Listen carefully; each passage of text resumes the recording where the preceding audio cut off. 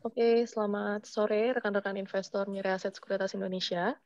Selamat bergabung di acara Investor Call hari ini bersama manajemen tim dari PT AKR Korporindo Tbk dengan tikernya AKRA atau yang akrab kita sapa dengan AKRA ya, untuk laporan keuangan tahun penuh di 2020.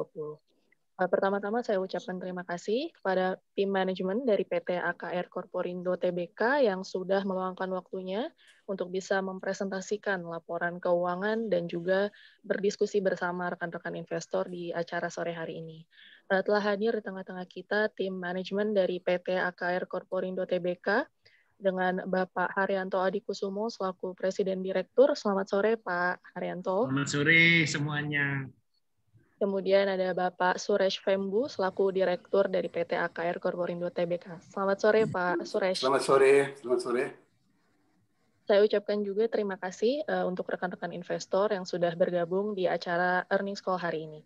Sebelum acara dimulai, saya sarankan untuk rekan-rekan investor bisa menggunakan earphone-nya atau headset agar suaranya bisa terdengar lebih jelas.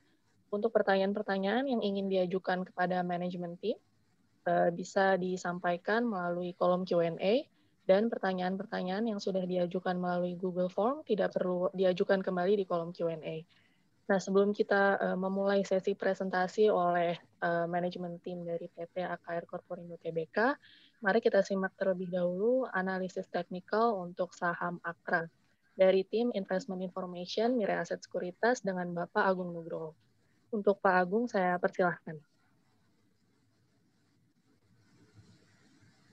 Baik, terima kasih Ibu Esti. Selamat sore tim manajemen dari PT AKRA atau AKR Korporindo, Bapak Haryanto Adikusumo dan Bapak Suresh Vembu.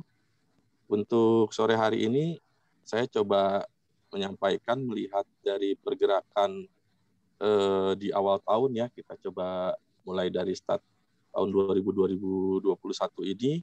Pergerakan untuk saham AKRA itu kita mulai dari angka itu di 3.180, itu karena di awal tahun pemerintah masih dalam tahap penyelesaian penanganan dari COVID-19 dan beberapa saham juga mengalami kendala penurunan dari performa kinerja. Di sini terlihat di 1 bulan awal untuk AKRA itu mengalami koreksi penurunan di bulan Januari cukup signifikan, sekitar 12,8%, walaupun sempat mencapai titik tertinggi ada di 3.490. Itu tepatnya ada di 11 Januari di 2021. Nah, pada saat memasuki di bulan Februari, ini sudah mulai ada penanganan dari pemerintah mengenai COVID-19 dari adanya vaksin yang sudah mulai didistribusikan ke berbagai penjuru Nusantara. Ini ada peningkatan cukup signifikan hanya dalam 1 pekan atau 5 hari bursa. Ini kenaikannya cukup signifikan kalau kita lihat dari titik terendah yang ada di bulan Januari, itu ada di harga 2.770. Itu kenaikannya sekitar dengan titik tertinggi 3.540 ada sekitar 21,7%. Selanjutnya pergerakan selama bulan Februari memasuki Maret itu pergerakan sideways ada di kisaran 3.250 hingga 3.550. Kalau kita lihat pada saat hari ini pergerakan untuk saham AKRA pada saat tadi pagi dibuka itu naik dari harga closing di hari kemarin yaitu 3.230 dan langsung pembukaan di hari ini tadi pagi ada di 3.280, masih mengalami tekanan, sempat terendah itu menuju 3.210 dan sempat mencapai titik tertinggi yang sangat fenomenal dibandingin hari sebelumnya yaitu 3.360. Untuk AKRA sendiri beberapa investor atau rekan-rekan sahabat Mirae Asset itu sering suka compare dengan harga minyak. Sementara kalau kita lihat, AKRA tidak hanya bergerak dalam hal pertambangan atau minyak bumi, tapi lebih kepada distribusi atau sifatnya lebih kepada penyewaan tangki penyimpanan. Jadi kalau kita lihat pergerakan harga minyak dari awal tahun hingga Maret ini pergerakan memang dari angka 48,52 US dollar itu sampai 1 bulan di Januari kenaikannya signifikan, itu sekitar 8%, dan di Februari melanjutkan kenaikan lagi sampai ke 63,53 US dollar, itu juga meningkat sekitar 17%. Nah, ini menjadi efek yang tadi kenapa Akra sempat naik sampai ke angka tertinggi yaitu 3.770, tetapi pada saat memasuki di periode akhir Maret ini mengalami koreksi yang cukup signifikan, yaitu turun hingga sekitar 13%. Nah, pergerakan ini masih bisa kita cermati dengan beberapa pergerakan yang masih rendah, ditambah lagi informasi yang hari ini sudah rilis dengan kinerja yang baik, ini menjadi trigger pergerakan untuk saham Akra akan coba menguji titik tadi sempat tertinggi di 3.360, akan menguji hingga ke 3.400 di dalam akhir bulan ini. Target kita di 1 bulan ke depan pergerakan masih ada di kisaran 3.510 hingga level 3.660. Kemungkinan masih terpengaruh dari informasi yang sampai saat ini kita masih tunggu, yaitu mengenai kawasan ekonomi khusus, yaitu yang dimiliki dari Akra, yaitu JIIPE, itu yang ada di Jawa Timur. Mungkin itu yang saya bisa sampaikan. Kalau konsesi secara Bloomberg untuk harga Akra secara full year itu ada di 4.062. Mungkin itu Ibu Esti sementara ini yang bisa saya sampaikan dari sisi technical analysis.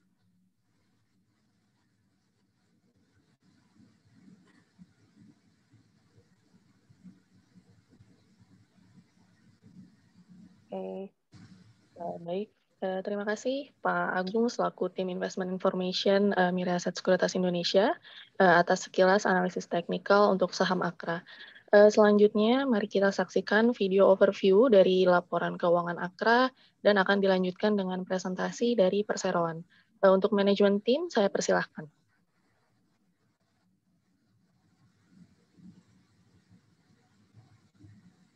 Para pemegang saham, investor, analis, dan bankir yang saya hormati, salam sejahtera. Dengan gembira, saya memberitakan bahwa kinerja AKR Korporindo Tbk di tahun 2020 ini sangat cemerlang. Meskipun di tengah pandemi yang sulit, net profit tumbuh 30% dibandingkan tahun 2019. Kinerja ini membuktikan bahwa AKR Korporindo Tbk merupakan perusahaan yang stabil dan konsisten dan mempunyai bisnis model yang kuat, sehingga di masa pandemik dan ekonomi yang terkontraksi, perusahaan masih bisa bertumbuh dengan signifikan laba bersihnya. Kami telah berinvestasi di infrastruktur logistik dan supply chain di pelabuhan-pelabuhan utama di seluruh Indonesia, dan juga investasi di bidang digitalisasi untuk pengontrolan operasi supply chain kami, supaya kami dapat memonitor semua movement barang-barang kami, baik yang dikirim melalui truk maupun kapal-kapal tanker kami. Dan kami bisa memonitor semua stok-stok kami di seluruh depo kami di Indonesia, sehingga kami bisa memanage dan mencapai efisiensi dalam operasi dan pemakaian modal kerja. Supply chain infrastruktur dan IT kami merupakan daya saing perusahaan kami. Meskipun tahun 2020, movement manusia sangat dibatasi karena pandemi COVID-19, pengiriman produk-produk kami selalu tepat waktu kepada customer. Sehingga di tengah pasar yang terkontraksi, volume penjualan kami tetap bisa meningkat. Cash flow generation di tahun 2020 juga bagus, sehingga net debt to equity ratio kami dapat turun dari 36% di awal tahun menjadi 22% di akhir tahun 2020. AKR memiliki cash flow yang kuat dari tahun ke tahun. Mulai tahun 2016 sampai tahun 2020, AKR telah berinvestasi hampir 7 triliun rupiah untuk pembangunan baik di JP dan semua pembangunan infrastruktur logistik dan pembangunan pompa bensin baru. Meskipun dengan investasi tersebut, pembayaran dividen selama 5 tahun tetap konsisten sekitar 3 triliun rupiah.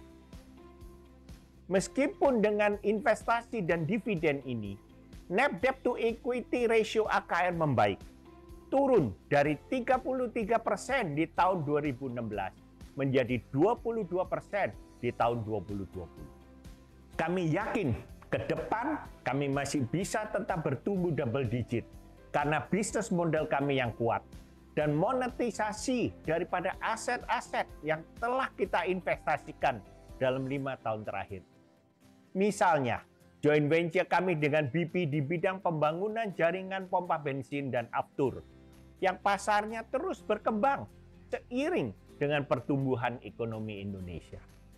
Juga JP, di mana balance sheet kami sebesar hampir 6 triliun adalah stok lahan yang seluas lebih dari 1.200 hektar yang siap untuk dijual.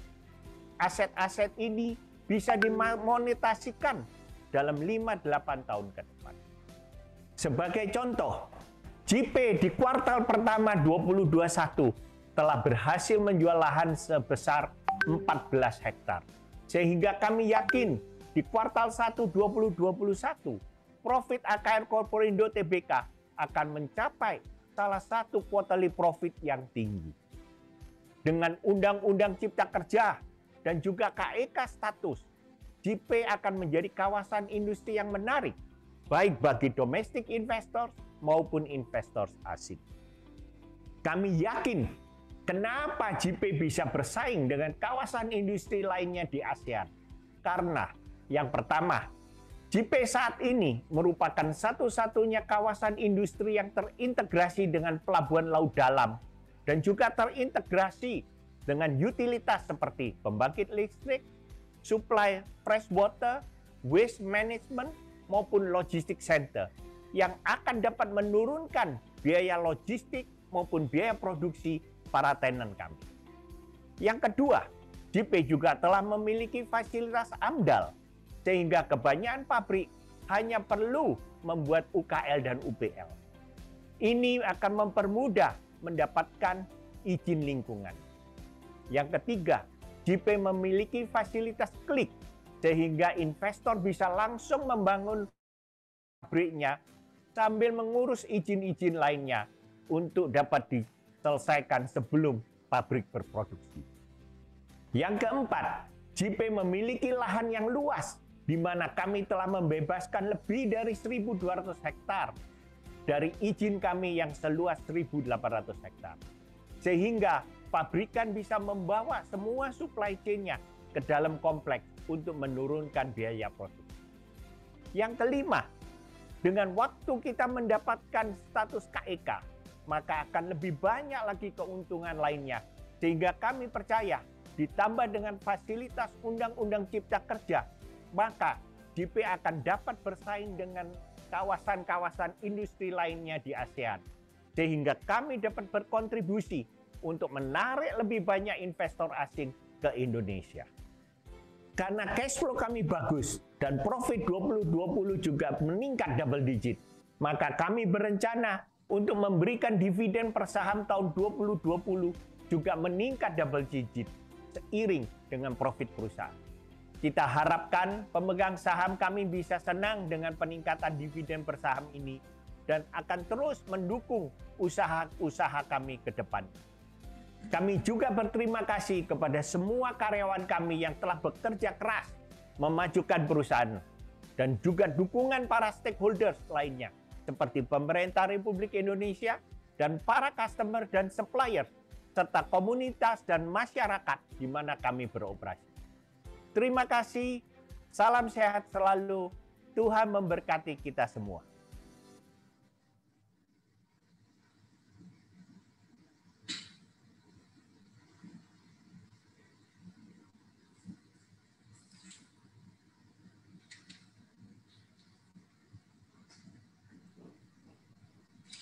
Terima kasih. Sekarang kita masuk ke sesi yang mana Pak Haryanto sekarang kasih sedikit penjelasan dan juga guidance mengenai AKR Korporindo ke depan dan gimana itu bisa mungkin silakan Pak Haryanto. Terima kasih. Mungkin saya akan memberikan summary untuk tahun 2020 bahwa net profit perusahaan meningkat 30%, gross margin meningkat 16%, dan operating margin mencapai 7,1%. Dari sini kita selalu memberikan penjelasan bahwa AKR adalah perusahaan supply chain logistik yang menggunakan infrastruktur logistik supply chain kami untuk mendistribusikan BBM maupun chemical.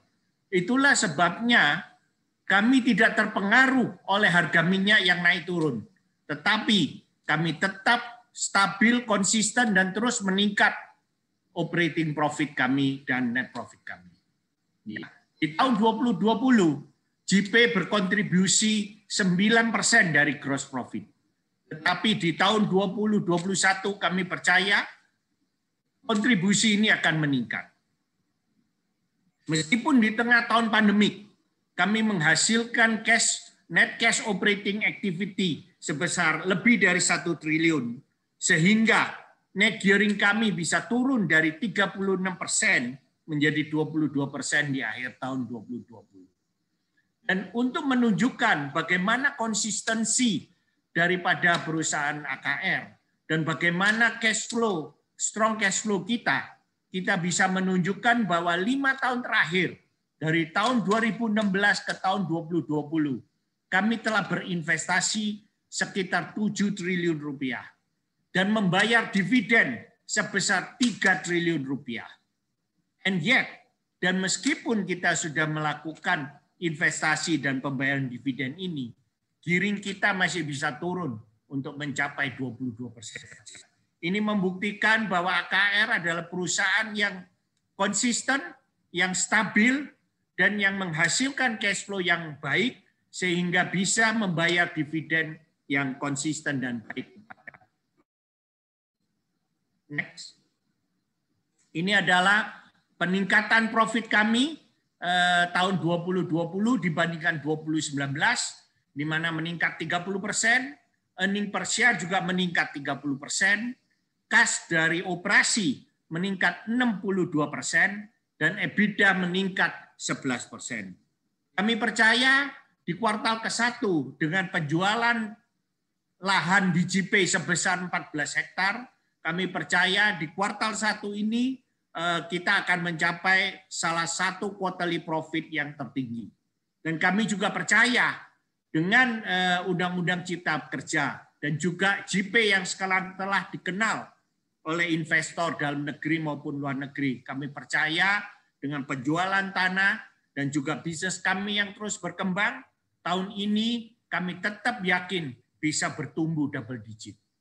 Dan untuk dividen final, kami akan propose sekitar Rp75 per share nanti di rapat umum pemegang saham pada tanggal 30 April yang akan datang untuk mendapatkan approval.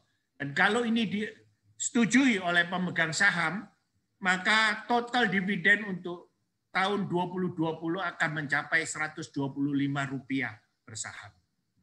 Terima kasih, dan sekarang saya serahkan kembali ke Suresh untuk meneruskan presentasi kami.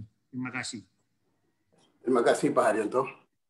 Ya, tadi seperti kita lihat tahun ini, tahun 2020 yang laporan keuangan yang sudah audit dan sudah filing hari ini di bursa, kita bisa lihat yang laporan laba rugi, pendapatan AKR di tahun 2020 capai 17,7 triliun rupiah, turun dari 21,7 triliun rupiah. Nanti saya jelaskan, kalau perusahaan seperti AKR yang distribusi BBM dan kimia, itu pengaruh dari harga minyak atau harga komoditas. Tapi sebagai perusahaan, AKR selalu lihat gimana kita bisa maintain dan improve laba bruto dan laba usaha. Kenapa gitu? Pendapatan adalah faktor dari dua. Satu adalah volume, satu juga adalah harga. Kalau volume di tahun 2020 tetap naik, Kalau di petroleum naik 11%. Tapi tahun lalu harga minyak dan harga kimikal turun drastis. Untuk ini pendapatannya turun. Tapi jangan khawatir, kita harus lihat adalah angka laba bruto dan laba usaha. Laba bruto perusahaan sudah naik 8% ke 2 triliun 48 miliar. Bisa lihat margin di tahun 2020 naik ke 11,6% dari 8,7%. Sama juga laba usaha juga naik 15%. Dan margin persentasenya juga naik ke 7,1% banding dengan 5% di tahun 2019. Laba neto induk perusahaan juga naik 30% dari 714 miliar di tahun 2019 menjadi 925 miliar atau net margin percentage juga naik 5,2% banding dengan 3,7%. Ini semua bukti perusahaan AKR tetap bisa grow di period seperti pandemi aja, tetap bisa grow dengan business model yang kuat. Nanti saya jelaskan di beberapa slide berikutnya.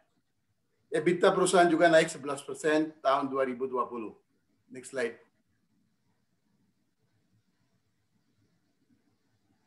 Ya, kalau balance sheet AKR tahun 2020 tetap bisa lihat yang net ekuitas naik ke 10,5 triliun. Jumlah aset turun dari 21 triliun ke 18,6 triliun. Kenapa? Tadi saya bilang itu harga minyak turun. So working capital perusahaan turun. Untuk ininya asetnya turun. Tapi kita lihat juga net gearing atau yang hutang yang kita due ke bank dan semua turun dari 0,54% di 2014 menjadi kira-kira 0,27 kali di 2019, turun ke 0 kali. Artinya banyak yang investasi AKR lakukan dan juga balance sheet AKR itu semua fundingnya dari ekuitas dan hutang ke bank semua turun 15% di tahun 2020. Seperti Pak Haryanto bilang, dengan cash flow kuat AKR bisa bayar semua hutang-hutang dan juga bisa muterin working capital dengan sangat bagus. Next slide. Ya, sekarang saya mau sedikit jelaskan mengenai apa yang AKR dan kenapa AKR tetap bisa grow 30% atau mungkin di 15 tahun terakhir tetap bisa grow 14-15%. Yang AKR sebagai perusahaan, kita selalu explain itu adalah perusahaan termuka di logistik dan supply chain. Ini AKR menyediakan infrastruktur logistik dan supply chain yang efisien, yang mainly supply produk-produk seperti BBM, kimia, dan juga kita sediakan logistik untuk third party. Dengan proyek-proyek seperti JP, kita sekarang masuk ke stage yang mana kita mau dapat income dari penjualan lahan, juga dari utilitas, dan juga recurring income ke depan. So basically ini semua sekarang kita lihat ada perusahaannya udah 60 tahun di existence ya, sudah lama, dan ini semua terkait dengan logistik dan rantai pasokan. Next slide. Kenapa itu logistik penting? Seperti Bapak Ibu tahu, Indonesia adalah negara kepulauan yang besar dan satu challenge yang selalu kita hadapin adalah gimana bisa turunin cost logistik dan gimana bisa sediakan fasilitas logistik end-to-end yang bisa supply barang-barang yang butuhan customer di semua itu. So basically, kalau lihat sekarang biaya logistik di Indonesia sampai 24%. So kalaupun ada bisnisnya AKR bisa lihat, itu semuanya terkait dengan logistik. Kita ada tujuan adalah gimana bisa supply produk-produk dengan efisien, tapi juga bisa turunin cost logistik untuk customer kita. Gimana bisa sediakan solution ke semua customer. Kita lihat bisnisnya BBM, distribusi BBM, kimia, atau retail, atau juga sekarang untuk JP. Ini semua adalah maksud dan tujuannya adalah gimana bisa offer semua fasilitas solution yang lengkap yang bisa turunin cost logistik untuk customer-customer dan pelanggan kita. Next slide. Selama 60 tahun, AKR sudah bangun infrastruktur logistik di 15 pelabuhan di Indonesia. Mulai dari Surabaya, sekarang kita udah bangun 15 pelabuhan di semua pelabuhan-pelabuhan utama di Indonesia termasuk Jakarta, Medan, Sragen di Kalimantan. Jika kita bangun berapa terminal-terminal di sungai di dalam Kalimantan yang bisa supply BBM semua customer-customer di seluruh tempatnya di Indonesia. Ini adalah infrastruktur atau supply chain yang kita sudah buat dan sudah efisien, sudah successful dalam waktu 60 tahun. Dan agak susah untuk lain orang bisa replicate. Kenapa? Mau cari perlahan di pelabuhan-pelabuhan sangat susah, dan juga mau harus bangun infrastruktur seperti ini. Nggak bisa semua supply dari satu terminal di Indonesia. Dengan strategi yang kita sudah lakukan dalam 30 tahun, AKR sudah bangun terminal, BBM, kimia, dan sudah logistik di seluruh tempatnya di Indonesia. Sekarang kita memiliki 819.000 kiloliter tank terminal di 15 pelabuhan ini, dan tetap kita grow dan increase capacity untuk supply customer kita. Next slide. Ya, ini ada fasilitas logistik. Tadi saya bilang mengenai terminal storage di pelabuhan, itu yang curah cair untuk BBM dan chemical. Kita juga ada gudangan, dan kita transport barang-barang yang seperti basic chemical atau BBM yang mudah bakar dan bulk pakai truk, kapal, dan juga itu. Sekarang AKR juga masuk di bisnis-bisnis untuk supply retail. Satu adalah dengan merek AKR, kita ada 137 lokasi.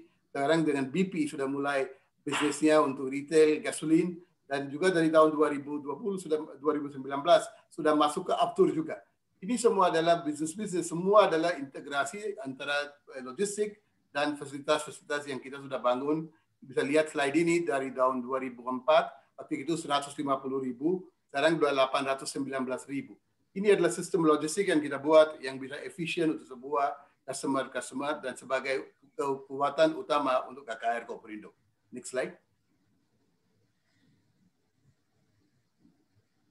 Tadi saya jelaskan semua bisnis yang AKR lakukan itu adalah berbasisnya adalah infrastruktur. Juga yang bisnis-bisnis baru itu kawasan industri, pelabuhan, utilitas, juga segmen-segmen retail, BBM, Aftur, semua terkait dengan proyek-proyek infrastruktur. Dan banyak proyek ini kita juga kerjasama dengan asing atau mungkin perusahaan-perusahaan raksasa dari luar negeri seperti BP, Petronas, Wopec. Itu semua kenapa dia mau kerjasama dengan AKR. Kita punya infrastruktur logistik yang dia juga butuh untuk supply barang-barang di semua tempat di Indonesia. Next slide.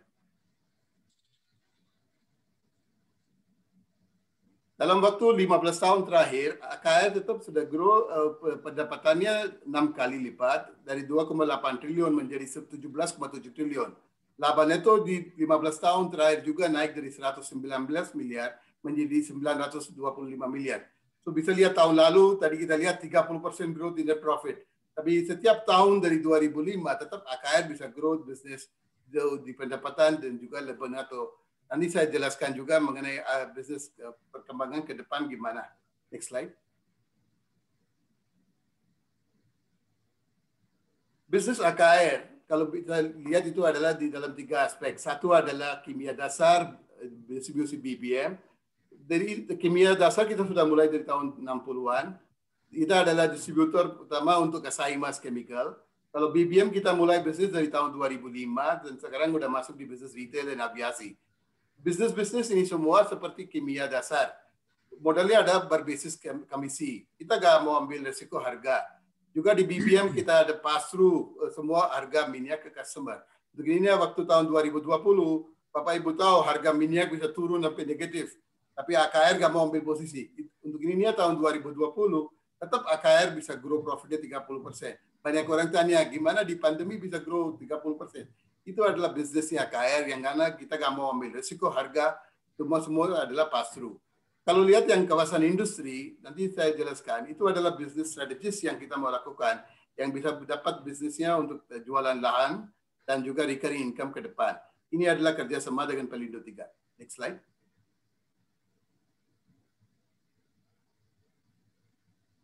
Sedikit penjelasan kenapa harga di AKR kalau apapun kita jual untuk harga BBM itu bisa teruskan ke customer. Banyak analis dan mungkin wartawan dan kawan-kawan tanya gimana impactnya ke AKR kalau harga minyak naik atau turun. Dari tahun 2005 kita lihat itu bisnisnya AKR. Kita selalu mau ambil formula based pricing. Yang mana harga minyak yang MOPS yang kita ada di bisnis di fortnight yang sebelumnya kita pakai sebagai basis untuk pricing ke customer. So tadi saya bilang kalau pendapatannya turun itu adalah impact dari harga minyak bukan dari volume. dan marginnya stabil atau improve. Kenapa? Itu adalah formula pass-through. Ini adalah explanation kenapa AKR bisa meningkatkan profitabilitas dan juga kurangin semua risiko-risiko mengenai produk-produk dan juga dari forex. Ini adalah satu kunci untuk bisnis AKR yang kita selalu dengan disiplin follow this particular business model. Itu bisa jelas sekarang kenapa AKR tetap bisa grow waktu tahun 2020 atau tahun 2014. Waktu itu harga minyak juga turun sampai $26. Nah, 2016 itu. So, kita sudah buktiin bisnis AKR dari good period, bad period, kita bisa grow a profit. Tahun lalu, 2020, volume penjualan AKR sudah grow ke 2,32 juta kiloliter atau naik 11% banding dengan tahun lalu, tahun 2019. Kita sudah supply banyak produk ke mining industry, ke power plant, plantation, dan juga industri, yang mana kita tetap bisa dapat growth-nya. Dan ke depan kita juga mau grow di bisnis retail. Next slide.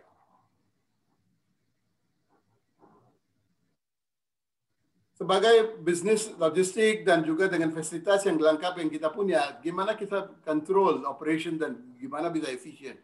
AKR sudah invest di infrastruktur logistik, yang IT platform yang efisien, yang bisa semua monitor barang-barang yang di mana jualan ke siapa, sampai inventory berapa. Saya bisa kasih tahu juga, sebagai distributor BBM subsidi, AKR dari 2010 sudah bantu pemerintah untuk supply PSO. Kita bisa monitor setiap liter yang kita jual ke retail customer. Ini adalah satu strength AKR yang juga udah appreciate dari pemerintah. Dalam waktu COVID, waktu banyak orang masih pengalaman isu untuk itu, AKR sudah mulai investasi banyak lagi untuk improve our infrastruktur yang mana ke depan ini juga bisa menjadi strength AKR. Next slide. Ya, sekarang bilang ini bisnisnya kita mulai dari kimia industri, sekarang masuk ke BBM, sekarang dari tahun 2010 ke BBM retail, 2013 kita masuk ke JP, dan dari 2017 kita udah masuk ke BP retail. So basically bisnis ini selalu dynamic dan juga kita entrepreneurial yang mana bisa expand the business going forward. Next slide. Ya, inisiatif yang tumbuhan kemana? Satu, di retail dan aviasi. Kita sekarang menambah berapa jumlah gerai retail dengan BP. Kita juga dapat income dari non-fuel income. Dan sekarang dari tahun 2019 kita udah dapat INU untuk Aftur. Cuman salah satu perusahaan swasta yang dapat INU untuk Aftur. Dan sekarang kawasan industri juga. Ini adalah kawasan industri yang paling lengkap dan paling integrated dan paling besar di Jawa. Dan sekarang saya nanti jelaskan mengenai status KIK, gimana itu juga bisa bantu untuk develop JP ke depan. Tetap kita lihat growth-nya di core business AKR, di perdagangan dan distribusi. So tetap ada growth-nya di core business, tapi juga ada berapa growth area ke depan. Next slide. Kalau bicara mengenai semua bisnis-bisnis AKR, bisa lihat kita bangun infrastruktur selama 60 tahun, dalam 5 tahun terakhir sudah invest lebih dari 7 triliun, dan sekarang kita juga masuk ke bisnis-bisnis untuk retail, yang mana kalau lihat dengan partner kita ada rencana untuk buka 350 pompa bensin, dan juga mau ke supply BBM di semua tempat di Indonesia, including Aftur. Dalam waktu 5 tahun yang terakhir, AKR sudah bayar pajak lebih dari 18 triliun rupiah, dan juga terus kita membangun industri. So bisa lihat bisnis-bisnis AKR dengan kebutuhan Indonesia, dan mana kita bisa grow bisnisnya ke depan. Next slide. Saya mau sedikit menjelaskan mengenai JP. Ini adalah satu bisnis atau mungkin strategic investment AKR yang catch attention of all retail investor dan juga dari institutional investor. Saya jelaskan mengenai sedikit belakangan mengenai proyek ini, kenapa kita masuk ke bisnis kawasan industri. Sebagai bisnis dengan pelabuhan, tadi saya bilang 15 tahun, 15 pelabuhan di Indonesia, kita kerjasama dengan Pelindo. Pelindo 3 dengan AKR sudah lakukan bicara mengenai proyek JP dari tahun 2013, mana kita bangun bukan pelabuhan doang atau kawasan industri doang. Kita bangun satu kawasan yang sudah integrasi antara industrial estate 1.760 hektar, kawasan pelabuhan 400 hektar, dan juga residential nanti yang bangun itu adalah AKR Land, afiliasi bukan dari itu. So basically dengan proporsi ikuti 60-40, dua-dua perusahaan ini, Pelindo dan AKR bangun proyek ini yang sudah integrasi dan strategis untuk itu. Next slide.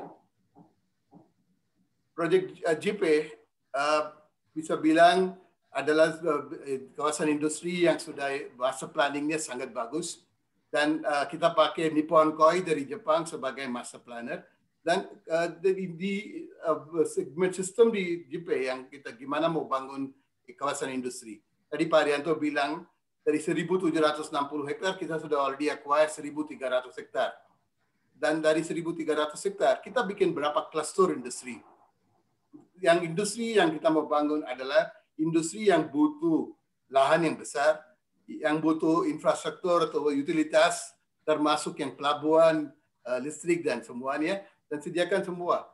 Basically kita sudah develop multi-purpose cluster 50 hektar sudah sold out. Kita sudah mulai jualan clean cluster 80 hektar. Dari situ ada banyak customer yang sudah masuk, termasuk Sari Roti. Dan sekarang kita sudah deliver ke smelter cluster 100 hektar ke Freeport. Itu adalah lease agreement untuk 20 tahun yang bisa perpanjang 6 kali. Dan Freeport sudah mulai bayar lease rental $7,7 juta per tahun. Sudah bayar 2019, 20, dan mungkin sekarang kita tagih 2021. Di smelter project itu leasingnya untuk 20 tahun, bisa perpanjang sampai 60 tahun. Dan lease rental juga ada clause-clause untuk meningkatkan harganya. Dan juga kita mau develop liquid cluster, multi-purpose cluster gitu. Common idea behind all this adalah ini adalah industri, heavy industry atau medium industry. Kita nggak mau tarik industri seperti apa namanya footwear atau tekstil yang nggak butuh banyak lahan atau nggak butuh banyak listrik airnya. Ultimate business model AKR adalah gimana bisa dapat recurring income ke depan selain dari penjualan tanah, tapi dari jual pelabuhan, dari utilitas dan semuanya. So kita sudah successfully deliver this over the last 5 years. Next slide. Dan seperti untuk utilitas sudah membangkit listrik, kita dapat izin untuk 515 megawatt listrik PLTU, dan juga sekarang kita sudah bangun 23 megawatt, dan ke depan kita mau terus bangun fasilitas untuk customer kita. Kita sediakan gas, jaringan telekomunikasi, air bersih, dan pelabuhan juga kita dalam ekspansi. Kalau tol, ada koneksi tol yang dari Manier. Sekarang kita juga ada satu lagi tol yang langsung sambung ke JP yang mudah-mudahan di tahun 2021 udah jadi. Dengan ini JP udah jadi industri yang paling lengkap. Next slide. Ini adalah beberapa foto mengenai ekspansi JT yang sekarang lakukan. Ini dengan minus 14 meter dengan luasnya lebih dari 1 kilo. Bisa tendering kapal-kapal besar sampai 100.000 deadweight ton. Kalau Surabaya sekarang cuma 25 sampai 40.000. Dengan ini customer kita bisa bawa kapal yang besar yang bisa kurangin logistik cost. Next slide.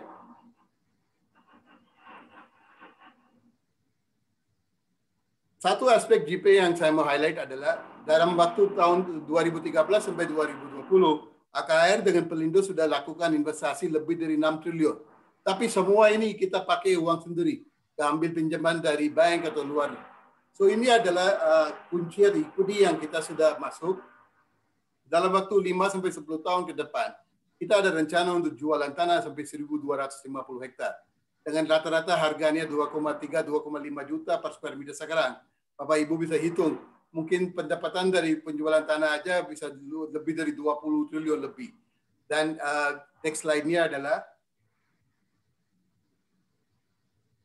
dalam waktu 3 tahun yang terakhir, kita lihat penjualan lahan di JP sudah mulai meningkat.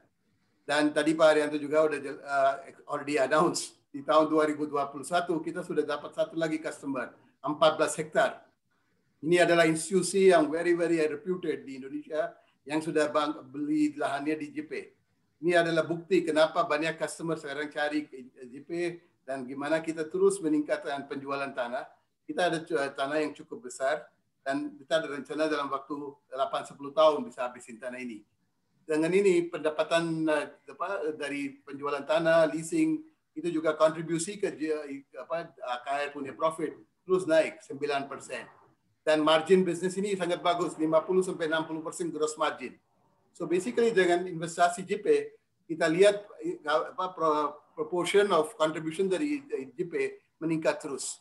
Dan ini adalah kawasan industri, sekarang sudah ada banyak perkembangan mengenai KIK dan lain-lain. Next slide. So basically kita lihat tadi saya bilang bisnisnya JP ke depan dapat penghasilan recurring income dan juga luas sana dan juga masih besar. Semua itu yang kita lakukan di sini bisa pakai uang sendiri dan juga nggak usah butuh dana dari shareholder. Pak Haryanto sudah kasih 3 janji ke investor dan bankor, bilang 1, untuk develop JP, AKR nggak mau lakukan right issue. AKR nggak mau turunin dividennya, apapun kita mau bayar ke shareholder. Yang ketiga, terus meningkatkan profitabilitas AKR dan return on equity dan itu. Semua 3 janji ini kita tetap bisa commit dan kita deliver on the way. Next slide. Sekarang kita bicara mengenai KIK di Gresik. JP sudah already sudah proses aplikasi untuk dapat izin KIK dan berita gembira adalah di Februari 2021 Dewan Nasional KIK yang terdiri dari berapa 9 menteri sudah approve JP sebagai kawasan industri yang bisa dapat layak untuk dapat status KIK dan sekarang ini tunggu di mejanya Bapak Presiden. Kita mungkin ekspektasi bulan Maret atau April sudah dapat persetujuan dan PP dari Presiden Republik Indonesia yang bisa tunjukkan JP sebagai KIK untuk teknologi dan manufaktur. Dengan KIK, kita ada rencana untuk bangun banyak kluster lagi, seperti kluster untuk metal, kluster energi, kluster elektronik, kluster chemical, dan supporting industry. Itu adalah industrial segment yang banyak orang mau masuk ke Indonesia dan invest. Dengan dapat fasilitas KIK, JP bisa menjadi satu lokasi yang lengkap dan offer semua fasilitas untuk yang cari investor, termasuk fiscal incentive, pajak, imigrasi, AMDAL, atau mungkin izin-izin semua bisa keluar dari JP aja, nggak usah nunggu sampai ke pemerintah lokal atau di central. So ini semua bisa tarik banyak investor ke depan. Mudah-mudahan di bulan Maret atau April, pasti di April kita mungkin dapat tunjukkan dari Bapak Presiden sebagai KIK. Dan ini cuma di Jawa cuma ada JP adalah 1, mungkin ada 1 atau 2 lain. Tapi yang lain-lainnya itu kita bikin cluster, pasti tarik banyak investor ke JP. Yang kita juga punya lahan yang besar. So prospek untuk investasi dan tarik investor ke JP itu sangat bagus dan bisa meningkatkan jualan tanah untuk AKR. Next slide. Ini adalah berapa benefit. Bapak Ibu udah tahu KIK bisa jadi banyak benefit untuk investor, termasuk insentif pajak, insentif biaya cukai, untuk kemudahan untuk bisnis, termasuk yang tenaga kerja dan lain-lain. Already JP sudah dapat fasilitas klik, tapi dengan KIK kita pasti lihat bisnisnya bisa dapat lebih tarik banyak investor. Next slide. Dengan berapa inisiatif kita lakukan, tadi saya bilang kontribusi JP sekarang 9%. Perkiraan kita di tahun 2023 kalau kita bisa jual 40 hektar, 45 hektar, kontribusi JP bisa meningkat menjadi 23%. Kita yakin ini bisa jadi. Kenapa? Semua investment sudah ada, infrastruktur sudah siap, kita dapat KIK, pasti sudah bisa jual lebih dari 40 hektar setiap tahun. Dengan ini aja kita udah lihat bisnis JP yang kita sudah invest 6 triliun bisa menjadi satu project yang kita bisa monetize ke depan. Dan perkiraan kita EPS AKR di tahun 2020 itu Rp234 per saham. Dalam waktu 5 tahun ke depan pasti itu bisa naik antara 14-16% CAGR. So project ini semua sudah invest, kita yakin bisa tarik banyak investor. Next slide. Kalau lihat mengenai cash dan kekuatan pertumbuhan, sudah already kita jelaskan cash aktivitas operasi naik tahun 2020 menjadi 1,2 triliun dari 688 triliun periode sebelumnya. Pak Haryanto juga tadi udah bilang Board of Director dari AKR sarankan ke RUPS untuk bagikan Rp125 per saham sebagai dividen. Rp50 interim dividend sudah bayar di tahun 2020. Kalau RUPS setuju untuk bayar Rp125 per saham, itu Rp75 adalah final dividend nanti kita bagikan. Tapi Bapak Ibu bisa lihat dividend payout ratio AKR exceeding most of the other thing. Bisa lihat yang yield-nya 4% dan payout ratio di tahun 2019 62%. Sebagai mayoritas shareholder dan Presiden Direktur AKR, dari Pak Haryanto bilang untuk retail dan juga investor-investor, dia juga cari dividen. So basically AKR selalu maintain dividend policy dan bagikan dividen dengan cash flow yang kuat dan kita juga punya cash yang solid. Next slide. Ini adalah sedikit summary dari saya. Lingkungan bisnis AKR, strength-nya tadi saya bilang itu ada bisnisnya sekarang sudah diversifikasi ke bisnis-bisnis baru, tapi itu bisnis semua adalah terkait dengan logistik, utility, dan infrastruktur. Dan kita punya keunggulan kompetitif di setiap area yang bisnis yang kita masuk, termasuk BBM, kimia, kawasan industri, utilitas, retail, semuanya. Dan kita lihat banyak opportunity di Indonesia, dan tadi saya jelaskan, kita tetap mau contribute untuk economic growth di Indonesia, selain dari bangunan infrastruktur, bayar pajak, sebagai corporate citizen untuk CSR dan semuanya.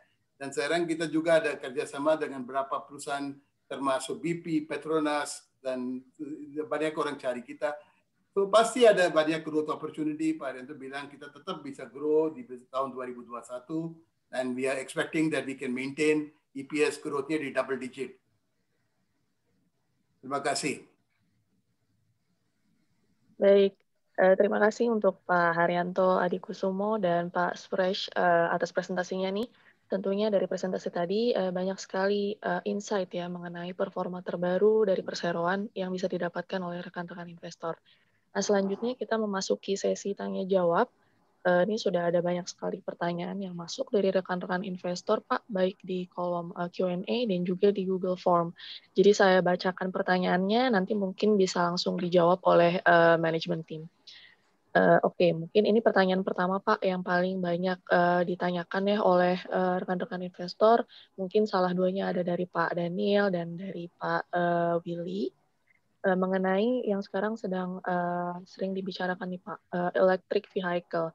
Nah, para investor pengen tahu nih Pak, kira-kira bagaimana AKR nih dalam menghadapi ini nih Pak, di mana adanya rencana jangka panjang pemerintah untuk membangun electric vehicle. Mungkin ada antisipasinya begitu Pak, atau rencananya bagaimana tentang hal ini Pak? Silakan Pak. Suresh, silakan. Ya, oke. Ya, tadi saya bilang AKR sekarang sudah mulai kerjasama dengan BP atau British Petroleum ya. Sebagai perusahaan one of the leading petroleum company, energy company in the world, BP juga sekarang sudah invest di teknologi untuk baterai. Dan sebagai perusahaan dia sudah operate berapa charging station dan fasilitas untuk isi electric vehicle di Inggris, Eropa, dan juga sekarang di China juga. Satu aspek yang kebutuhan untuk electric charging adalah untuk charge mobil dalam waktu 40 menit, kita harus menyediakan fasilitas 150 kW. Itu sangat butuh untuk charging semua vehicle ini. Dan BP sebagai partner AKR sudah punya BP Charge Master yang sudah successfully launch di beberapa negara, dan kita juga sudah bicara dengan BP, dan dia juga sangat antusias untuk masuk ke Indonesia di electric vehicle charging area. Juga adalah satu aspek yang kita lihat di electric vehicle charging adalah gimana bisa swap baterai. mungkin mobil datang ke SPBU atau mungkin electric charging point, langsung tukarin baterai ya dengan baterai baru langsung pergi. Itu juga adalah satu teknologi dan sekarang kita udah bicara. Sekarang BP bilang itu adalah advanced mobility solution.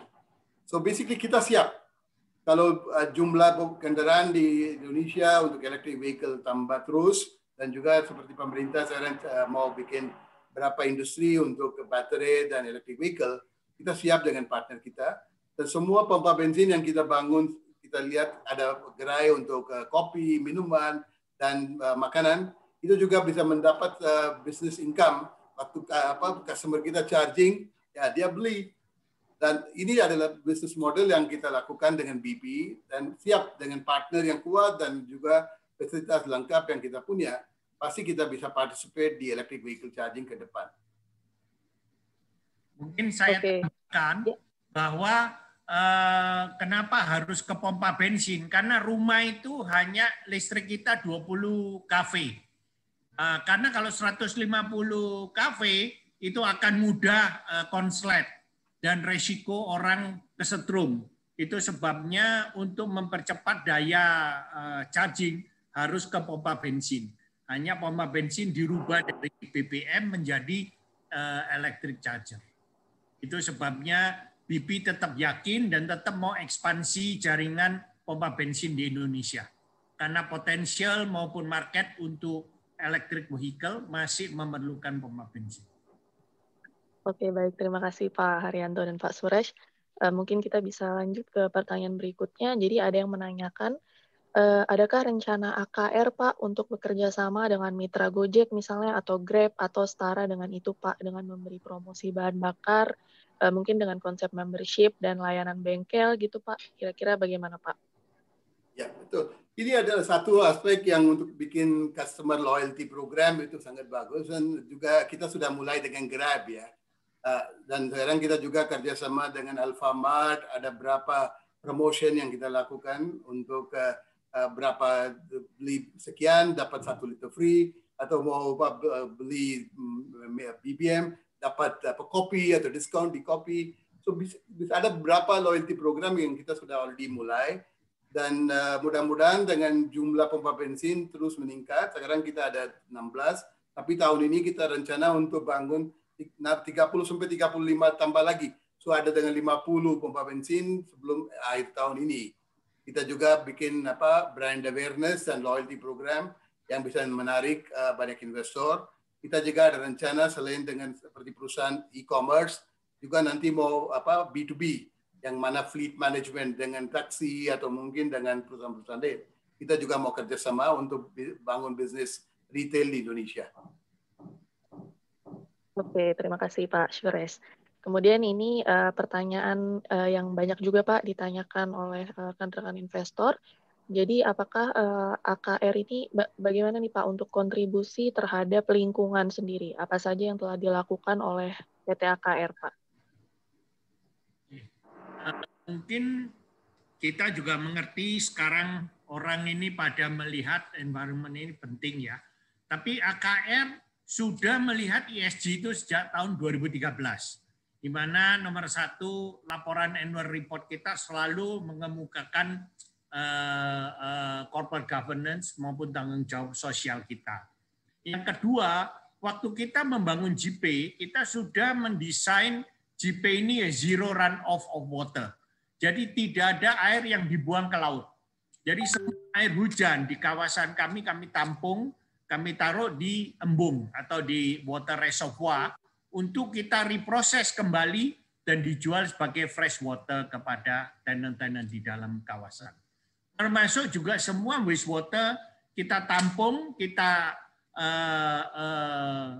refine lagi dan kita suplaikan kembali kepada tenant-tenant kami. Nah, sekarang kami ini sedang menfinalize insya Allah dalam 1 bulan ke depan kita akan tanda tangan dengan perusahaan untuk menginstall rooftop solar panel. Karena seperti diketahui JP memiliki izin IUPTL 515 MW sehingga saat ini pembangkit kami memakai gas yang sudah lebih ramah lingkungan. Dan kedua, kita akan juga menambahkan solar panel untuk generate electricity baik rooftop maupun floating, di mana water reservoir kita akan seluas 42 hektar. Ini paling tidak minimal bisa mengenerate sekitar 30 megawatt. Nah, dengan kombinasi zero water runoff dan di kemudian hari kerjasama dengan tenant-tenant untuk meningkatkan rooftop panel, ini akan mengimbangi karbon daripada bisnis BBM kami. Jadi ke depan AKR sudah menyiapkan diri untuk menambah jumlah renewable energy yang akan dihasilkan di JIPE. Oke, terima kasih Pak Haryanto. Kemudian kita lanjut ke pertanyaan berikutnya, Pak. Ini pertanyaan dari Pak Ahmad Sadewa. Jadi, Pak, bagaimana target penjualan BBM tahun ini, Pak? Dan berapa realisasi volume penjualan BBM tahun lalu juga? Mungkin beliau pengen tahu, Pak. Boleh di-share, Pak? Silakan, Pak. Ya. Tadi saya mungkin datanya. Ya, tadi saya jelaskan di presentasi tahun 2020 penjualan BBM AKR ya tahun buku 2020 meningkat 11%. Banding dengan tahun 2020 kita jual 2.320.000 kiloliter, naik 11% banding dengan tahun sebelumnya. Kalau bisnis ini tahun ini juga kita lihat prospeknya masih bagus dengan harga batu bara, komoditas sudah mulai naik. Mudah-mudahan dengan pandemi bisa kontrol dan juga ekonomi bisa tumbuh, kita yakin bisa grow. Di tahun 2020 bisnis AKR BBM grow. Though overall market kontraksi tahun lalu kalau kita lihat itu 4%. Banding dengan tahun 2019, tapi AKR tetap bisa grow bisnis selain di bisnisnya mining, juga di power sector, general market dan juga retail. Dan itu kontribusi ke volume growth-nya 11%. Tapi tadi saya bilang satu volume, yang kedua adalah margin. Margin tetap stabil dan kita tetap bisa pass through semua pergerakan harga ke customer. Oke, terima kasih Pak Syures. Kita lanjut ke pertanyaan berikutnya, Pak. Ada dari Pak Muhammad Farhan. Pertanyaannya begini, Pak. Bagaimana strategi AKR agar kawasan industri yang dibangun bisa bersaing dengan kawasan industri lainnya, Pak? Karena saat ini rasanya banyak juga dibangun kawasan industri serupa, begitu, Pak. Ya, jadi kawasan JIPE ini adalah kawasan yang terintegrasi. Jadi kita ada pelabuhan laut dalam, ada jalan tol, dan insya Allah di kemudian hari juga akan ada rel kereta api. Sehingga untuk distribusi baik antar pulau maupun di Pulau Jawa, itu biaya logistiknya bisa kompetitif. Yang kedua, JIPE juga menyediakan supply untuk listrik, air, managing wastewater, logistik center, gas, maupun data, karena JIPE sudah invest di fiber optik ya, jaringan fiber optik. Kita juga sudah mendapatkan izin Jatar Lock dan kita bekerja sama dengan Telkomsel untuk menjual data di dalam komplek, sehingga istilahnya nanti dengan adanya KEK dan juga fasilitas lainnya, company itu kalau mau membangun pabrik di JIPE, mereka hanya datang, bisa mendapatkan izin dari BKPM, mereka bisa langsung membangun. Dan semua fasilitas dan kebutuhan energi maupun utilitas maupun logistik sudah tersedia. Nah, kenapa ini penting? Karena saya belajar, kenapa China bisa begitu hebat menjadi manufacturer for the world? Karena di China itu semua kawasan industri itu terintegrasi. Ada pelabuhan, ada jalan tol, ada kereta api, tersedia listrik, telepon, jaringan fiber optik, semuanya sudah tersedia. Sehingga dan lahannya luas sehingga pabrik itu bisa datang membawa semua supply chain-nya di satu lokasi. Nah, itulah sebabnya China bisa kompetitif. Nah, sebenarnya JP ini kita mengambil bisnis model yang sudah proven di China, yaitu kita menyediakan lahan yang cukup luas untuk kawasan industri ini supaya mereka bisa masuk bersama dengan supply chain-nya dan didukung oleh infrastruktur logistik maupun utilities yang membuat mereka kompetitif. Jadi misalnya harga listrik kita di JP saat ini kompetitif dengan harga listrik dari PLN. Kualitas daripada listrik kita juga lebih baik karena kita menjamin tidak ada blackout. Jadi semua ini membuat industri itu bisa beroperasi dengan efisien. Nah, disinilah kita ingin berkompet dan kita bukan berkompet dengan kawasan industri dalam negeri. Kita ingin kompet dengan kawasan industri di Thailand, di Vietnam, di Filipina, di Malaysia. Supaya apa? Supaya kita bisa berkontribusi kepada pemerintah untuk menarik investor asing sebanyak-banyaknya ke Indonesia. Dan kita juga ingin mengambil investor masuk ke JP, memang investor yang membutuhkan pelabuhan, yang membutuhkan energi, membutuhkan air, dan sebagainya. Karena bisnis model kita bukan menjual tanah, tetapi mengharapkan recurring income dari industri-industri yang ada di kawasan kami. Oke, terima kasih Pak Haryanto. Sebabnya juga kayak tadi saya bilang, kita mau membuat renewable energy. Kenapa? Karena ada tenant-tenant yang membutuhkan renewable energy sekarang. Karena mereka mempunyai target net zero ya. Sehingga mereka akan masuk ke kawasan industri yang memiliki renewable energy. Ini sebabnya kita juga mau masuk ke solar panel karena untuk menarik investor ke Indonesia. Oke, baik Pak Haryanto. Penjelasannya sangat jelas sekali Pak. Kita mungkin lanjut ke pertanyaan berikutnya Pak. Ini ada pertanyaan dari Pak Willy Yoman. Pak, apakah PT Freeport membeli atau menyewa lahan di JP Pak? Jika menyewa, kapan berakhir kontrak sewa dari PT Freeport ini? Terima kasih Pak. Jadi Freeport menyewa lahan di JP. Jadi sewa lahannya itu 20 tahun plus 10 plus 10. Ya. Dan mempunyai opsi plus 10 lagi, plus 10 lagi sampai 80 tahun. Nah, kedua, saat ini kita sudah more or less finalize untuk head of agreement in the utilities. Hari ini tim JP dipimpin oleh Pelindo 3 negosiasi dengan Freeport untuk menfinalize dermaga karena Freeport akan minta dermaga eksklusif sepanjang 320 meter untuk kebutuhan mereka sendiri. Dan ini yang sedang dinegosiasikan hari ini dan besok. Dan tim JP dipimpin oleh Pelindo 3, partner kami, dan juga mayoritas shareholder di Pelabuhan JP. Terima kasih Pak Haryanto atas jawabannya. Kemudian pertanyaan dari Pak Ket. Pertanyaannya begini Pak, seberapa besar pengaruh tren suku bunga rendah saat ini pada laba bersih perusahaan Pak?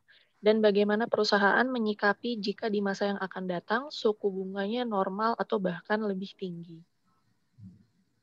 Ya, Suresh silakan. Ya, kalau kita lihat tadi net gearing AKR ya cuma 0,22 kali. So banyak yang kita operation untuk working capital, untuk bisnisnya.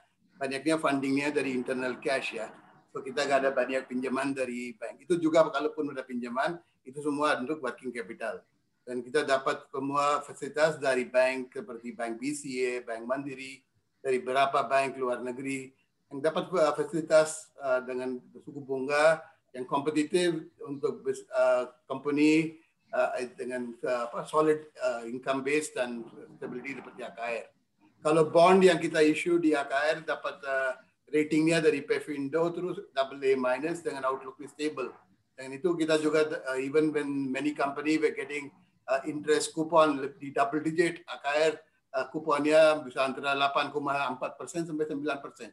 So kalau lihat balance sheet AKR dengan cash flow dan yang business model yang kuat, semua bank percaya AKR sebagai very high quality investor, dan apapun adalah working capital limit dan fasilitas, kita dapat yang rate yang kompetitif internationally, bukan national ya.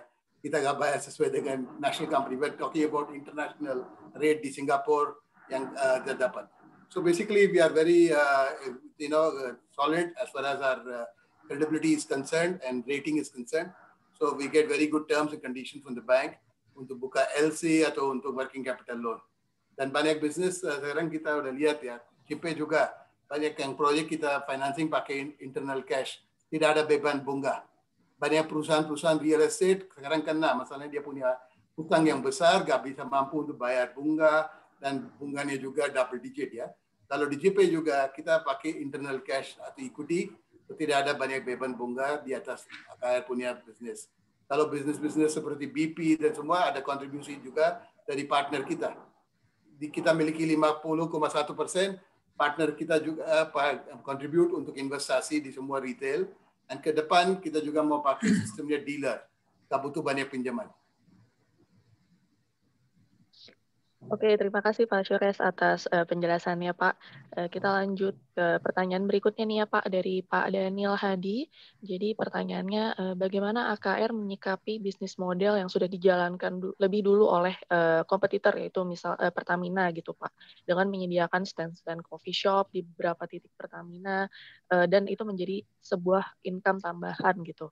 Nah, apa kira-kira strategi AKR dalam melakukan kompetisi, dalam berkompetisi ini nih dengan Pertamina yang jaringannya lebih besar di Indonesia? Kira-kira bagaimana Pak? Silakan Pak. Yeah. I don't want to sound too egoistic atau besar ya, tapi saya bilang kalau bisnisnya non-fuel income, pioneer adalah AKR BP.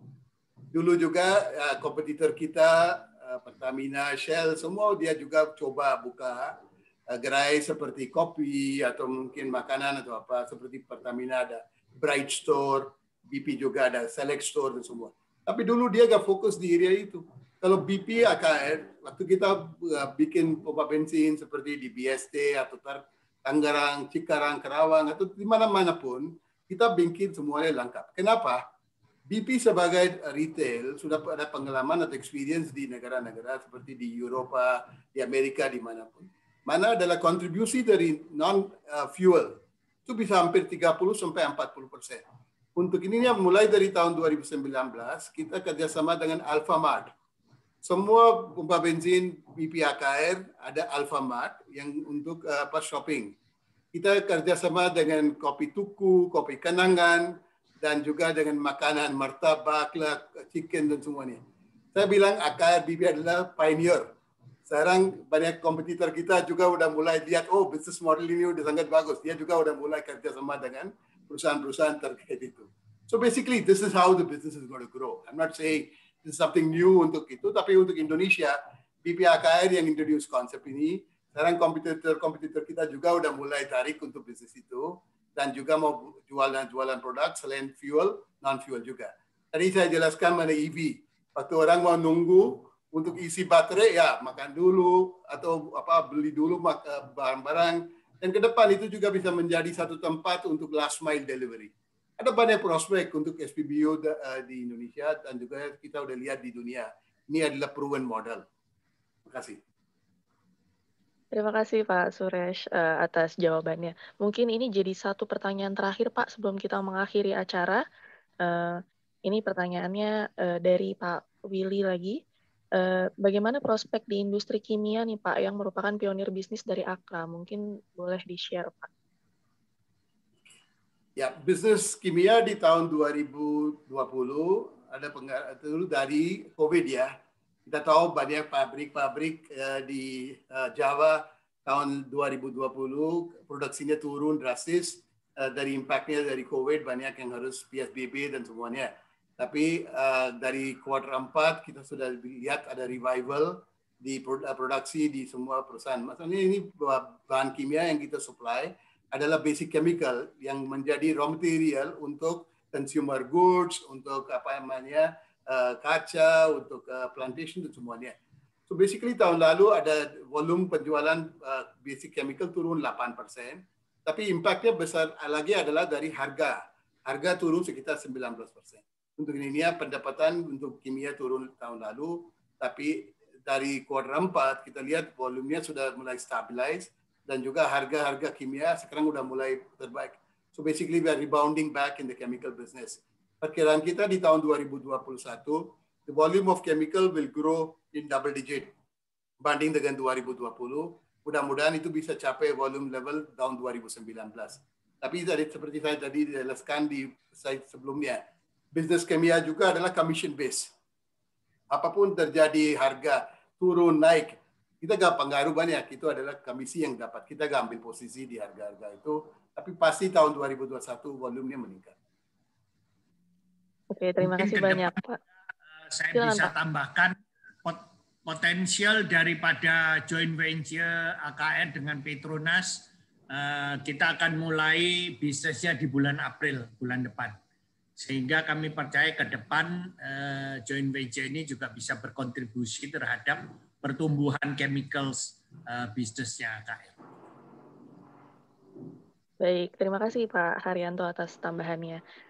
Oke, sekian acara earnings call kita hari ini bersama PT AKR Korporindo Tbk. Saya yakin nih rekan-rekan investor banyak mendapat gambaran yang detail sekali ya mengenai laporan keuangan dari perseroan, kemudian informasi-informasi dan juga insight-insight tentang perseroan sendiri dari acara hari ini. Terima kasih juga kepada manajemen tim atas waktunya sore hari ini. Bapak Haryanto Adikusumo selaku Presiden Direktur. Terima kasih banyak Pak Haryanto. Terima kasih.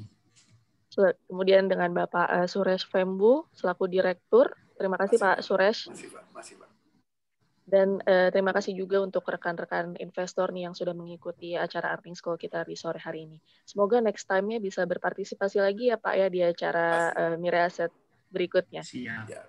We thank you, Mirae, untuk invite us on the analyst semua on the day of our result release ya. Terima kasih. Terima kasih Pak. Semua. Terima kasih. Terima kasih. Selamat sore semua. Sukses. Selamat sore. Sampai jumpa di acara earnings call berikutnya. Stay safe everyone.